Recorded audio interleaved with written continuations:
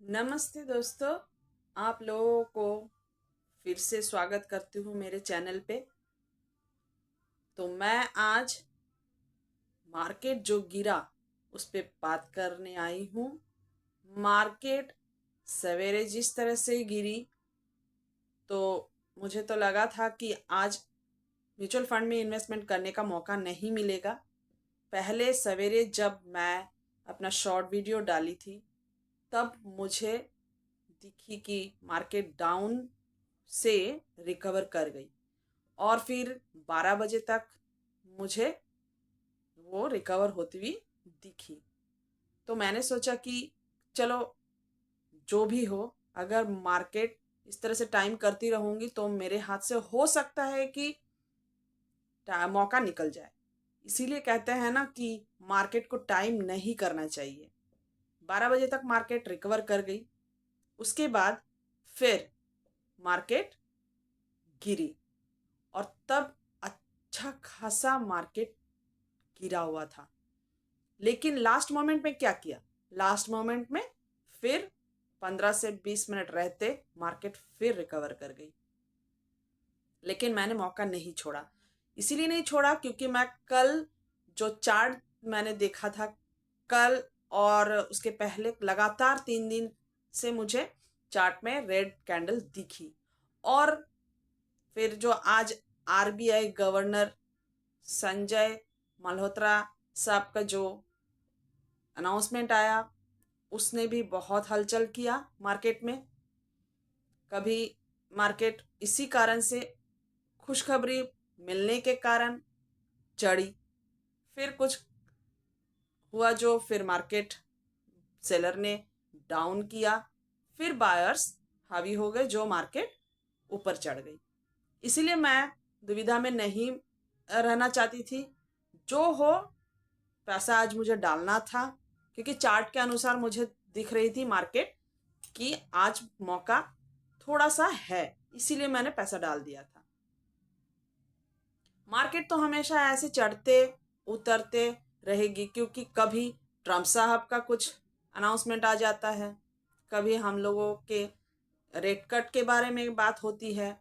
देखिए, rate cut इस बार 0.25% घटा दिया गया है, लेकिन कितने सालों बाद, कम से कम 5 साल के बाद, ये 5 साल बाद रेट कट घटी है।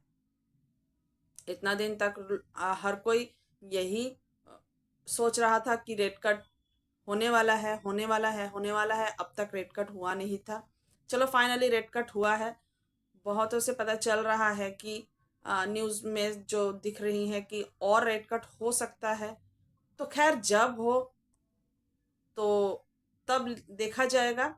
लेकिन अभी जो रेट कट हुआ है, चलो उसमें जो हम लोगों को जहां मौका मिलेगा उस वक्त हमें पैसा डालना है। और इसका जब रैली बनेगी तब अच्छी खासी हम लोगों को बेनिफिट मिलेगा। इसीलिए इसीलिए मार्केट को टाइम कभी करना नहीं चाहिए। बढ़ते हुए मार्केट में भी हम लोगों को वैसे ही पैसे डालते रहना चाहिए, थोड़ा थोड़ा करके ही डालते रहना चाहिए। मैं बार बार यही कहती हूँ कि मार्केट में पैसा हमेशा थोड़ा थोड़ा ही डाला करे। बहुत हाई जब था मार्केट तब भी मैंने पैसे डाला है, और अभी लो आ रहा है तब भी मैं पैसे डाल रही हूँ। फ्राइडे को भी मैंने पैसे डाला है। अभी कल मार्केट गिरी एकदम कम, मान लीजिए कि अगर मेरे पास 100 रुपए है और मैं 100 रुपए को इन्वेस्ट करना चाहती हूँ। मैं स्टॉक्स के बारे में बात नहीं करती हूँ, म्यूचुअल फंड में ही मैं इन्वेस्ट करती हूँ। स्टॉक्स मौका मिलता है, अभी जैसे मौका मिला तो, लेकिन मैंने डाला नहीं। हाँ, इतना पता था कि मार्केट यहाँ से रिकवर करेगी। चार्ट्स थोड़ा बहुत मुझे जो समझ में आता है वहां से रिकवर किया भी है। मेरा जो स्टॉक है, अभी मैंने जो होल्ड किया है स्टॉक, वहां से वो रिकवर करके ऊपर आ भी गई। लेकिन मैंने उसमें पैसे नहीं डाला क्योंकि जितना मुझे डालना था उतना मैंने डाल दिया। अब उससे ज्यादा उस स्टॉक्स में नहीं डालूंगी। और मेरा टारगेट कुछ और है म्यूचुअल फंड का। मैं उतना वहां पे डालकर उसका भरपाई करना चाहती हूँ। तो इसी कारण से मैं स्टॉक्स भी ज़्यादा नहीं लेती हूँ। मुझे भरोसा म्यूचुअल फंड पे है तो मैं म्यूचुअल फंड पे ही में ही पैसा डालती हूँ। तो कल जो था कल कल मार्केट जो गिरी थी, तो उसमें भी मैंने, अगर मेरे पास 100 रुपए हैं तो उसमें से सिर्फ 5 रुपए मैं उसमें डाली हूँ। क्यों? क्योंकि मुझे रखना है पैसा हाथ में। मेरा एसआईपी नहीं कटता है, मैं एसआईपी काटती नहीं हूँ, लेकिन मेरा एक लिमिट होता है कि हर महीने मुझे, मान लीजिए कि 100 रुपए डालना है तो कभी भी मुझे डालना ही है, चाहे मार्केट अप रहे या डाउन रहे। तो मैं देखती हूँ पूरा महीना, अगर मुझे बड़ी गिरावट दिखे तब मैं 100 में से 10 रुपए डाल देती हूँ, कभी कभी 20 रुपए भी डाल देती हूँ। और मौका नहीं मिले, मार्केट चढ़ रहा है लेकिन महीना खत्म हो रहा है, जो मैं ये मान लीजिए कि इस महीने में मुझे 100 रुपए डालना था, अगर महीना खत्म हो रहा है, फरवरी का महीना है, 28 तारीख तक ही महीना रहेगा, तो 28 तारीख मान लीजिए कि आज जिस दिन रहेगा उस दिन मेरे पास अगर 50 रुपीज भी बचा रहेगा, तब भी मैं 50 रुपीज किसी ना किसी तरह से मैं डिस्ट्रीब्यूट करके म्यूचुअल फंड में और म्यूचुअल फंड हाउस में डाल दूंगी, जो भी मेरे पास है।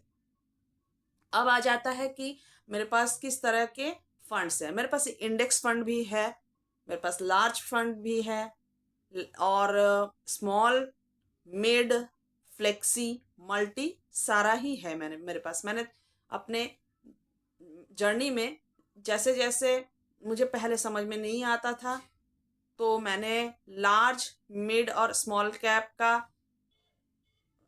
फंड मैंने चुना था। तो वो सारा फंड मैंने अभी भी रखा है, उसमें अभी भी थोड़ा थोड़ा करके डालते रहती हूँ। हाँ, लेकिन लार्ज फंड जैसे मैंने देखा, इतने सालों तक मैंने उसको नोटिस किया कि उसमें मुझे इंटरेस्ट ज़्यादा मिलता नहीं है, तो मैं थोड़ा से एग्रेसिव मूड के इन्वेस्टर हूँ। तो मैं लार्ज कैप में जितना मेरा पैसा पड़ा है उतना ही मैं रखती हूँ, रखा हुआ है मेरा उसमें, मैं उसको बढ़ाई नहीं हूँ। फ्लेक्सी कैप में भी मैंने जितना रखा है उतना ही मैंने रख दिया, वहीं पे छोड़ दिया। इंडेक्स फंड में भी मैंने, इंडेक्स में निफ्टी 50 जो है उसमें भी मैंने वहीं पे पैसा छोड़ दिया। हाँ, और उसके साथ जो स्मॉल कैप था उसको मैंने देखा कि वो कंपेरेटिवली मेरे को अच्छा रिटर्न दे रही थी, तो उस फंड में मैं कंटिन्यू अभी भी इन्वेस्ट करती हूँ और आगे भी करती रहूंगी। ऐसे जैसे मैंने कहा कि मैं एग्रेसिव इन्वेस्टर हूँ, तो मुझे डर नहीं लगता है। मैंने शुरू किया था 2021 से, लेकिन हूँ मैं मार्केट में 2017 से। तो मुझे पता है, तब मैं ट्रेडिंग करती थी, मुझे लॉस भी उस वक्त बहुत हुआ, लेकिन मैं जब 21 से रेगुलर शुरू की, तब से मैंने जो इन्वेस्टमेंट मेरा म्यूचुअल फंड का है उसको मैंने रोका नहीं है।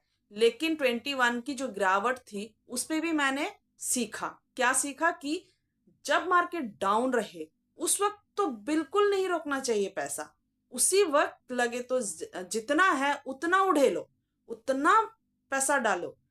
फिर उसके बाद जो रैली आती है 23-24 का, उसमें जो रैली आई, वो रैली आज भी मुझे ग्रीन बना के रखी है मेरे पोर्टफोलियो को, उसी स्मॉल कैप का। इसीलिए कहती हूँ कि अगर मुझे मौका मिलेगा तो मैं भर भर के पैसा डालूंगी, अगर मेरे पास पैसा रहे।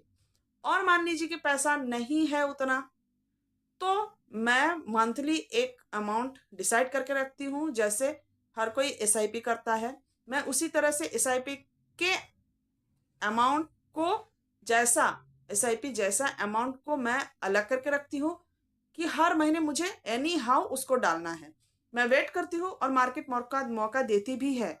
कभी कभी पूरा महीना मार्केट ग्रीन नहीं रहता है, उसी ग्रीन में कभी मार्केट 1%, 1.5% भी किसी दिन गिरती है, तो उस वक्त मेरे पास जो मैंने कैश होल्ड करके रखा है उसको मैं डिप्लॉय करती हूँ।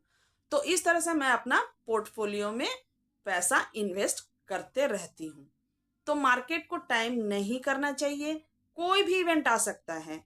कभी अभी जैसे आरबीआई का इवेंट आया है आज, अच्छा खासा मार्केट आखिरी में बंद हुआ चढ़ के, इसी तरह से किसी ना किसी तरह से हम लोगों को मार्केट मौका देती है, कभी कभी छूट जाता है, कभी देती है, तो उस जब मार्केट मौका देती है उसी को ग्रैब करना है। तो इसी तरह से इन्वेस्ट करते रहना है, लेकिन इन्वेस्टमेंट रोकना नहीं है, होल्ड करके रखना है। कभी कभी ऐसा होता है कि 5 साल का इन्वेस्टमेंट हमें 20% अबव भी दिखती है, लेकिन ये जो 20% अबव मार्केट में दिखती है, यही पैसा अगर 5 साल निकाल लेंगे तो हम लोगों को लगता है ज्यादा परसेंटेज में रिटर्न हमें मिल रहा है तो पैसा ज्यादा बनेगा। बिल्कुल नहीं। कंपाउंडिंग में इसका कुछ कुछ और ही रंग रूप होता है कि यही पैसा अगर आप 15 सालों तक रखिएगा, 10 साल एक्स्ट्रा रखिएगा और वहां पर आपको 12 से 13% अगर मिल जाए, तो यही 20% अबव वाला रिटर्न से आपको कई गुना ज्यादा उस 12-13% वाले कंपाउंडिंग पे मिलेगा। इसीलिए पैसा जब भी आए और जो पैसा काम का हम लोगों को अभी इंस्टेंट नहीं है, तो उसको इन्वेस्टमेंट करके म्यूचुअल फंड में छोड़ दीजिए और देखिए उसके बाद कितना कॉर्पस आपका बन जाता है। तो आज इतना ही। इसके बाद मिलते हैं दूसरे एक और न्यू वीडियो में। तब तक के लिए बाय। और मेरा अगर वीडियो अच्छा लगे तो प्लीज़ लाइक और सब्सक्राइब ज़रूर कीजिएगा। बाय।